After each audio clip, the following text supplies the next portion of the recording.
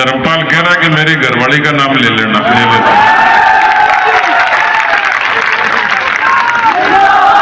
भैया सुनो, इतना अकड़ने की जरूरत ही नहीं है।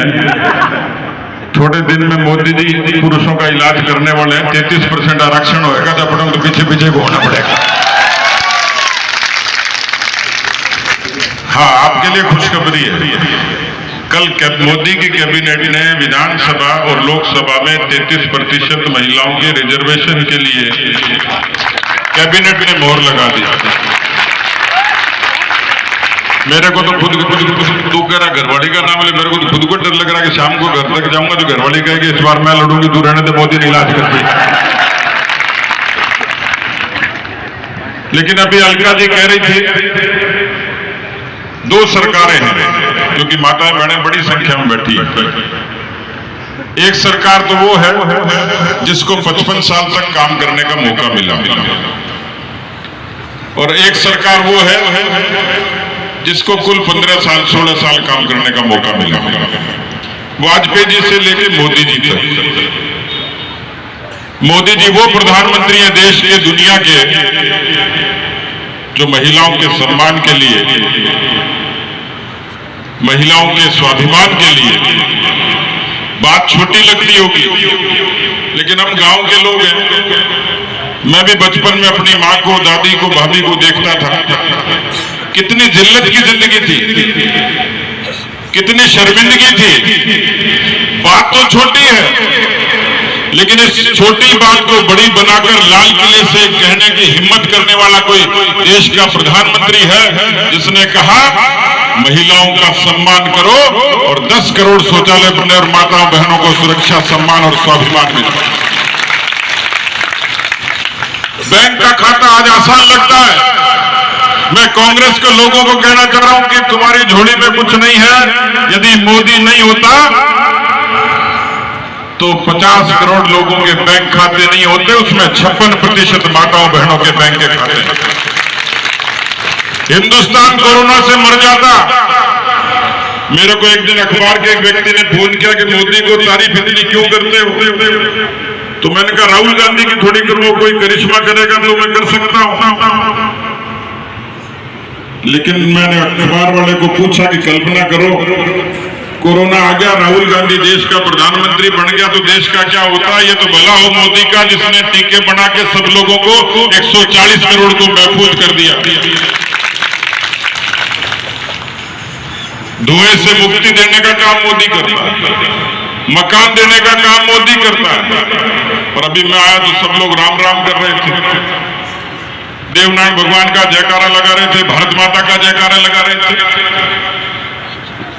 अरे दुनिया में कोई माई का लाल इस धरती पर पैदा नहीं हुआ जिसने 500 सालों के संघर्ष और लाखों लोगों के बलिदान को इज्जत बख्शी हो और अयोध्या की पवित्र भूमि पर भगवान राम के भव्य मंदिर का निर्माण का मार्ग प्रशस्त नहीं किया। ये वीर वीरांगनाओं की भूमि है, शक्ति और भक्ति की धरती है। इस खेतड़ी से लेकर राजस्थान की समग्र भूमि से जब कोई किसान इस धरती पर अपना पसीना गिराता है तो ये धरती अन्नपूर्णा होती है। उस किसान के घर में पैदा हुआ कोई लाल जब बंदूक लेकर सीमा पर खड़ा होता है तो इस भारत मां की आन बान शान की सी सुरक्षा होती है। और इसलिए खेतड़ी की पंचायत में भी लोग जिक्र कर रहे थे कोई माई का लाल पैदा होगा क्या जो कश्मीर में तिरंगे को सम्मान के साथ फहराएगा, इन आतंकवादियों पर नकेल डालेगा। शरत लगती थी, चर्चा होती थी, बहस होती थी। जी हाँ, वो माई का लाल पैदा हुआ, एक नहीं 2 हुए नरेंद्र मोदी और अमित शाह, जिन्होंने संसद में कहा भले जिंदगी चली जाए 370 को खत्म करेंगे। और कश्मीर के उस लाल चौक पर तिरंगा फहराकर भारत का मान किया। हम छोटे थे जब कविता सुनते थे चंदा मामा दूर के, कितना दिमाग रहा होगा, कितनी दूरदृष्टि रही होगी, कितना जज्बा रहा होगा। काम तो करामात तो वैज्ञानिकों ने की है, लेकिन उस करामात को कराने वाला सेनापति देश का प्रधानमंत्री है। दुनिया चांद की तरफ देखती थी और इस मोदी ने तो चांद पर भी तिरंगा टिका दिया मित्रों। लेकिन एक सरकार और और उस सरकार के तो कहना ही क्या। एक 3 लाइनों की कविता है, आपके समझ में आ जाएगी। डॉक्टर जितेंद्र सिंह जी अभी तो मंत्री नहीं है, अब बने भी कि नहीं, लेकिन अशोक गहलोत के मंत्रिमंडल की कहानी बता रहा हूं, आप सुनना मजा आएगा। एक व्यंग्य के हास्य के कवि है शैल चतुर्वेदी, उन्होंने कविता लिखी अशोक गहलोत की सरकार के लिए, लिखी तो किसी और के लिए थे, फिर पे हो गई। एक नए बड़े मंत्री ने अपने ड्राइवर से कहा आज कार में चलाऊंगा। एक नए बड़े मंत्री ने अपने ड्राइवर से कहा आज कार में चलाऊंगा, ड्राइवर ने कहा हुजूर मैं उतर जाऊंगा। एक नए बड़े मंत्री ने अपने ड्राइवर से कहा आज कार में चलाऊंगा, ड्राइवर ने कहा हुजूर मैं उतर जाऊंगा। ये कार है, सरकार नहीं जो भगवान भरोसे चल जाए। ये अशोक गहलोत की सरकार भगवान भरोसे चल रही है भाई। पहले तो कोरोना ने बचा दिया, 1.5-2 साल से भी कोरोना है, और आप तो इस बात के साक्षी हो, इन कांग्रेस वालों ने आपको तो मुख्यमंत्री बना ही दिया था। फिर क्या हुआ, फुहारा रख दिया कि नहीं रख दिया, घोटाला कर दिया। 2 मुख्यमंत्रियों के नारे लगे, मेहनत किसी ने की, परिश्रम किसी ने किया, और उस बंदर बाट का प्रसाद खाने का जब मौका है तो अशोक जी ने खूब मजे से 5 साल खाए। हमें उसमें भी कोई ऐतराज नहीं, वो करे घर का झगड़ा था, घर के झगड़े में राजस्थान को दांव पर क्यों लगाया, किस तरीके से लगाया। अभी अलका जी ठीक कह रही थी, राजस्थान हिंदुस्तान में महिलाओं के अपमान का, दुष्कर्म का नंबर 1 प्रदेश हो गया। 6000 बलात्कार होते हैं साल में, 10,92,000 मुकदमे दर्ज हुए हैं, 7 मर्डर होते हैं। और आप में से मुझे बताना किसी का कर्जा माफ हो गया होगा तो कांग्रेस का जो नेता है, मैं घर का नाम भूल रहा हूं,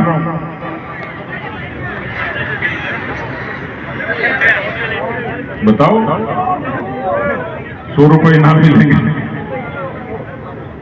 उस नेता को न तो किसान का पता, न खेती का पता, न कर्जे का, और भाई ने धमाधम भाषण दे दिया कांग्रेस की सरकार आएगी। वो एक फिल्म है माधुरी दीक्षित की जिसमें गाना गाती है 1 2 3 4 5 6 7 8 9 10 तक गिनती गिनेंगे, किसानों का पूरा कर्जा माफ हो जाएगा। मैं हार मान लूंगा यदि यहाँ खेतड़ी का किसान हाथ खड़ा करके ये कह दे कि हमारा पूरा कर्जा माफ हो गया होगा। हुआ क्या, हुआ क्या, हुआ क्या? और मैं बताता हूं क्या हुआ। मैंने विधानसभा में सवाल लगाया कि अशोक जी इस कर्जा माफी के वायदे के कारण राजस्थान के किसान को अपने हो सकता है कांग्रेस को वोट दिया होगा, इस लोभ में दिया होगा कि हमारी कौम का आदमी मुख्यमंत्री बनेगा। लेकिन उसी किसान कौम के 19,422 उनके खेत कुर्क हो गए। आप मैं पूछना चाहता हूं आपसे, छोड़ दीजिए जाति बिरादरी, लेकिन इस तरीके की सरकार को जिसने किसानों के साथ ठगी करी, वादा खिलाफी की, क्या उस अपमान का बदला नहीं लोगे आप लोग? क्या उस अपमान का बदला नहीं लोगे? क्या माताओं बहनों के साथ जो अत्याचार हुआ उसमें माताएं बहनें अपमान का बदला नहीं लेंगी? क्या कांग्रेस को धूल नहीं चटाएंगे? क्या खेतड़ी में कमल नहीं खिलाएंगे? क्या खेतड़ी में कमल नहीं खिलेगा? बोलो खिलेगा कि नहीं खिलेगा? अब यहाँ बहुत सारे नौजवान बैठे, यहाँ बहुत सारे नौजवान बैठे। एक लड़के लड़की की सगाई हो गई, घर वालों ने सहमति से सगाई कर दी क्योंकि दोनों ने रीट की परीक्षा दे रखी थी। रीट की परीक्षा तो जानते ही हो, रीट की परीक्षा दे रखी थी। थोड़े दिन बाद में रीट की परीक्षा कैंसिल हो गई क्योंकि पेपर लीक हो गया। अशोक गहलोत की उपलब्धियों में यह भी शामिल हो गया कि राजस्थान में नहीं, हिंदुस्तान में नहीं, दुनिया में सबसे ज्यादा पेपर लीक करने वाली कोई सरकार है तो कौन सी है? अशोक गहलोत की कांग्रेस पार्टी की सरकार है कि नहीं? झूठ बोल रहा हूं क्या? 19 बार पेपर लीक हुए, लड़के और लड़की की सगाई हो गई, रीट की परीक्षा का फॉर्म भर दिया, परीक्षा देने गए तो रीट की परीक्षा कैंसिल हो गई। थोड़े दिन बाद लड़के ने लड़की से पूछा, लड़के ने लड़की से पूछा शादी का इरादा है क्या? लड़की ने कहा कि नहीं, शादी नहीं करूंगी। तो बोले क्यों? कि जब तेरी रीट ही कैंसिल हो गई तो फिर सगाई भी कैंसिल। ये अशोक गहलोत की सरकार घर तोड़ाने का, सगाई तोड़ाने का भी काम करती है। भ्रष्टाचार का जिक्र हुआ, यहाँ बहुत सारे गरीब लोग होंगे जिनके बच्चे पार्ले जी के बिस्किट को भी तरसते होंगे, हसरत से देखते होंगे, लेकिन अशोक गहलोत के दफ्तर के बगल में सोने के बिस्किट और नकदी मिलती है। वो राजस्थान के लोगों के गाढ़े पसीने की कमाई जो भ्रष्टाचार की भेंट चढ़ा दी। बोलिए, खेतड़ी की जनता ऐसी भ्रष्ट सरकार को उखाड़ फेंकने का संकल्प लेती है कि नहीं लेती है?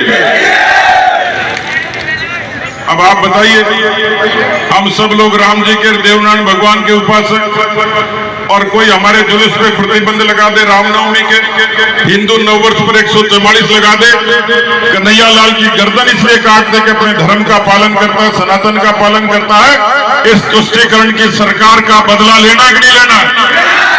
तो आपकी खेतड़ी की जनता जनार्दन की ये चौपाल, ये सभा इतने गगनभेदी नारों के साथ में होनी चाहिए समापन कि अशोक गहलोत की कुर्सी खिसक जाए और कांग्रेस पार्टी हिंदुस्तान के नक्शे से परमानेंटली डिलीट हो जाए, खत्म हो जाए, क्योंकि उन लोगों ने 55 साल तक लूट और झूठ का खेल खेला है।